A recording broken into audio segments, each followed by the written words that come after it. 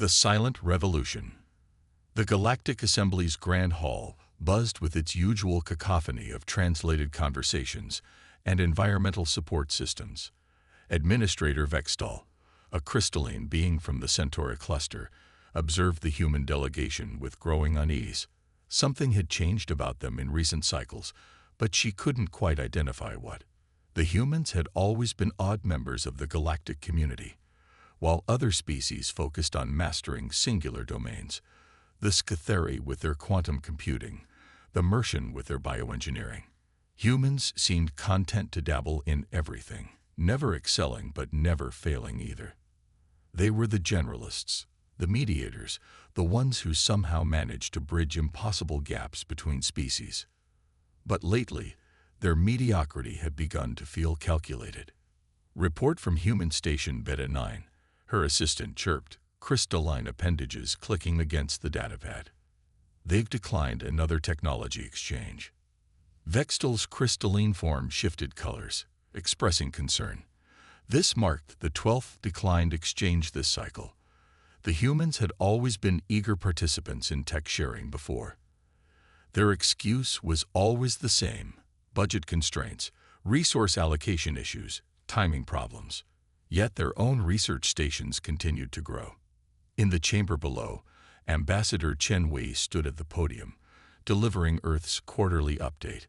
Her words were perfect, her diplomatic etiquette flawless, but something about her confident posture made Vextal's crystals resonate with anxiety. Earth's colonies continue to prosper, Chen was saying. Though we face the usual challenges of expansion, we're grateful for the continued support of the Assembly. Support they barely used anymore, Vextal noted. Human requests for assistance had dropped by 63% in the past cycle. Their ships still docked at galactic ports, their traders still bargained in the markets, but their presence felt increasingly superficial. In her private chamber later that day, Vextal reviewed the data. Human participation in galactic affairs was technically unchanged, but the substance of their involvement had shifted. They maintained all their commitments but initiated no new ones. They attended every assembly, but proposed no new measures. They were present but increasingly passive. What she didn't know, what no one outside Earth's inner circle knew, was that humanity had achieved something revolutionary. In research stations buried beneath Europa's ice and hidden in Venus's clouds, human scientists had cracked the code of dimensional engineering. Not the crude approximations used by current galactic jump drives, but true manipulation of space-time. The breakthrough had come not from focusing on one field, but from humanity's characteristic cross-disciplinary approach. Quantum mechanics, biology, psychology, and a dozen other fields had contributed pieces to the puzzle. While each alien race searched for advancement through specialization, humanity's generalist approach had stumbled upon something unprecedented. Dr. Sarah Chen, lead researcher on Project Horizon and Ambassador Chen's sister, stood in her lab beneath Europa's ice, watching as the prototype generator bent reality itself. The device wasn't much to look at. A sphere of interlocking rings surrounded by a forest of sensors, but it represented humanity's greatest achievement. Final test complete, her AI assistant reported. All parameters within expected ranges. Sarah nodded, allowing herself a small smile. After decades of work, they had done it.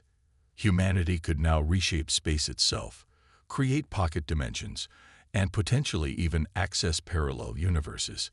But more importantly, they had done it their way, through cooperation, combination, and thinking beyond conventional boundaries. The implications were staggering. With this technology, human colonies could expand into pocket dimensions, solving resource and space constraints forever. Their ships could jump instantly across the galaxy without relying on established jump points. They could create hidden research stations in dimensional folds where no other species could find them. But Earth's leadership had decided to keep the breakthrough secret for now. They remembered their history. How often had advanced civilizations shared their technology, only to see it turn to destructive ends? How many species have been destroyed by giving too much, too fast to those who weren't ready?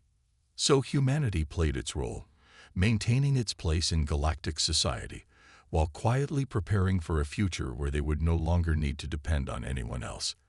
Their apparent passivity masked a furious pace of development and preparation. In her office overlooking Earth's Manhattan arcology, Admiral Helena Santos reviewed the latest reports from the colonial fleet.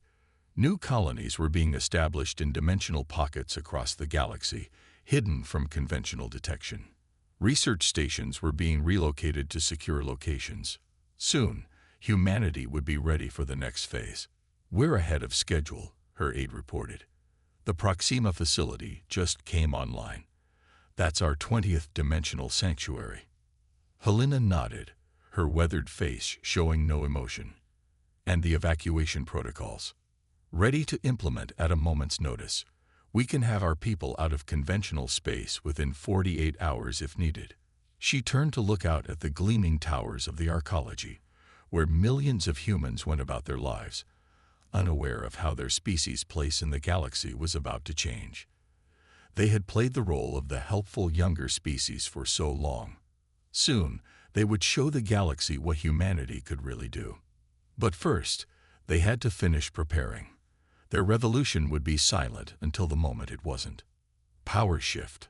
The first sign that something had fundamentally changed came from the Orion trading hub.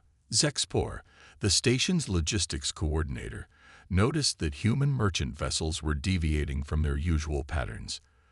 The changes were subtle at first. A few missed stops, altered routes, decreased cargo volumes. But as he compiled the data, a pattern emerged. Human trade wasn't decreasing. It was transforming. Their ships carried different goods now, focused more on raw materials and less on finished products. They were building something, but what? In his command center, surrounded by holographic displays, Zexpor's tentacles writhed with frustration as another human vessel declined a routine inspection. Their paperwork was perfect, their permits in order, but they simply refused. And strangest of all, the Galactic Assembly seemed unwilling to press the issue. What no one yet realized was that humanity had begun implementing Phase 2 of their plan. With their dimensional technology perfected, they were quietly establishing an entirely parallel economy. The strange trade patterns weren't about what they were building, but about what they were abandoning. Dr. Marcus Wong stood in the control room of New Singapore, humanity's first major dimensional colony. Through the viewport, he could see the impossible, a city of millions existing in a pocket of space-time that they had created. Above the gleaming towers, the sky shimmered with the ethereal patterns of dimensional barriers. "Another 1,000 immigrants processed today," his assistant reported. "The transition teams are handling the flow well." Marcus nodded, watching as another transport materialized at the arrival point. They were gradually moving humanity's population into these sanctuaries, preparing for the day when they would no longer need to maintain their presence in conventional space. The genius of their approach was its graduality. No sudden moves, no dramatic announcements, just a slow, steady shift of resources and population that seemed like natural evolution to outside observers. In the Galactic Assembly, debates raged about the changing nature of human involvement in galactic affairs. Some species saw opportunity in humanity's apparent withdrawal from certain sectors. Others sensed danger. Ambassador Chen Wei stood before the assembly once again, her face a mask of diplomatic neutrality as she addressed the concerns. "Humanity's commitment to galactic cooperation remains unchanged," she assured them. "We are simply optimizing our resource allocation." The lies were technically truths. Humanity's commitment to cooperation hadn't changed.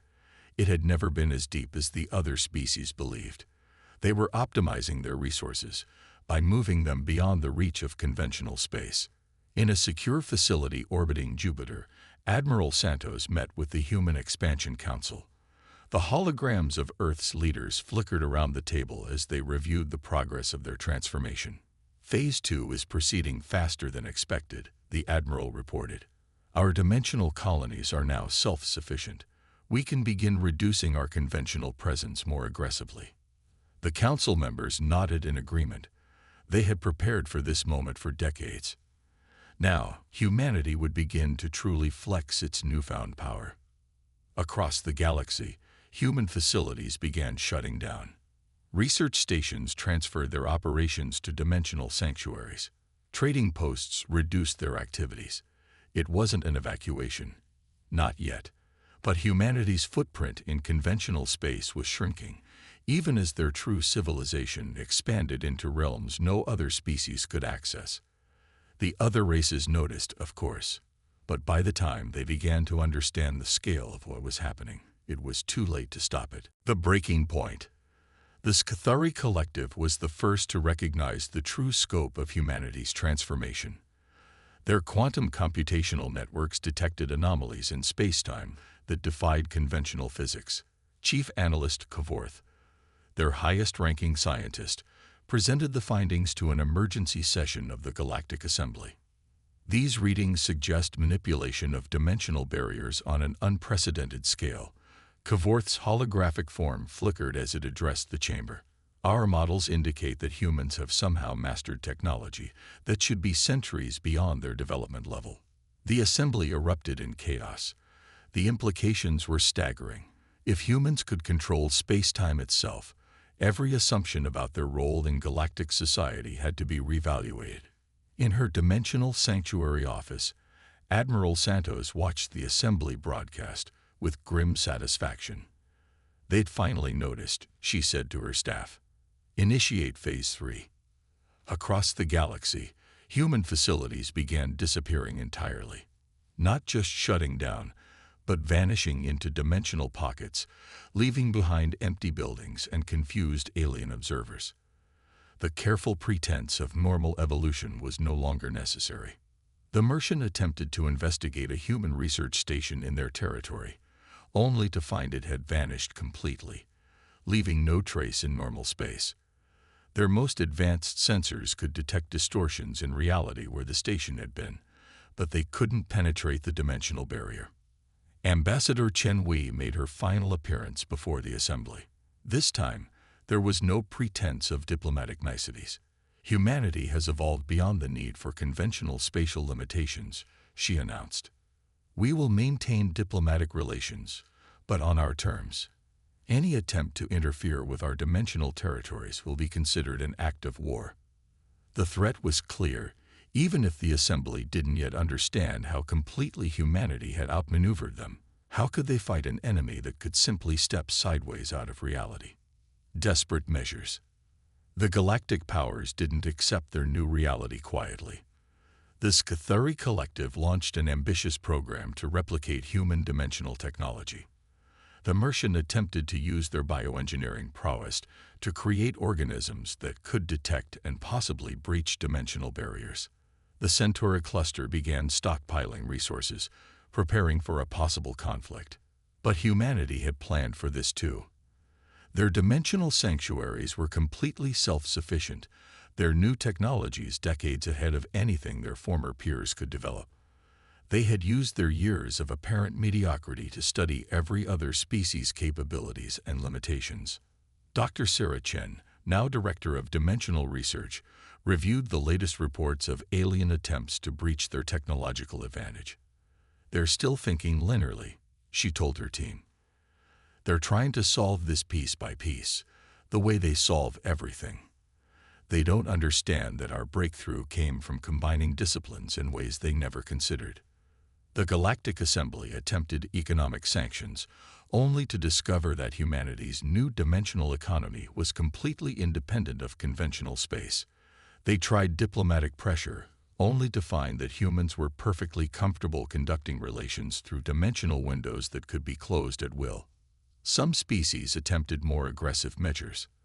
The Martian launched a military expedition against a known human colony, only to find it had never existed in normal space at all. It had been a dimensional projection, a convincing illusion masking the true settlement's location in a pocket universe. Admiral Santos received the report of the Martian attack with cold amusement. They still think this is about territory and resources, she told her staff. They haven't realized that we've changed the rules of reality itself. New dawn. As the standard galactic year drew to a close, the truth became impossible to ignore. Humanity had transcended the traditional bounds of civilization. They weren't just another species anymore. They had become something new. The dimensional sanctuaries flourished, expanding in ways that defied conventional physics. Human culture evolved rapidly, adapting to life in spaces that could be reshaped at will. Their technology continued to advance, combining their mastery of space-time with their uniquely generalist approach to innovation. The other species gradually accepted the new reality. Some even began to see opportunities in it. The Centauri cluster was the first to establish formal trade relations with the dimensional colonies, accepting humanity's terms without resistance.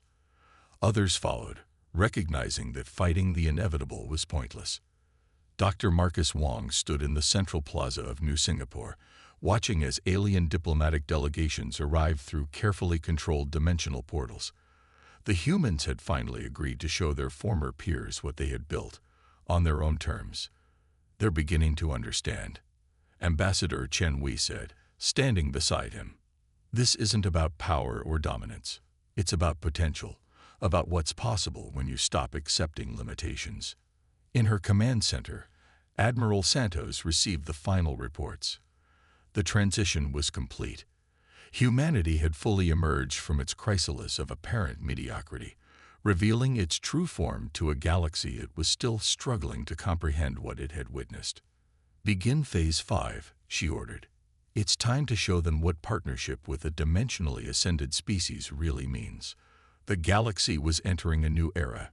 Humanity had changed not just itself, but the very nature of what was possible. They had done it not through conquest or competition, but through quiet revolution and patient preparation.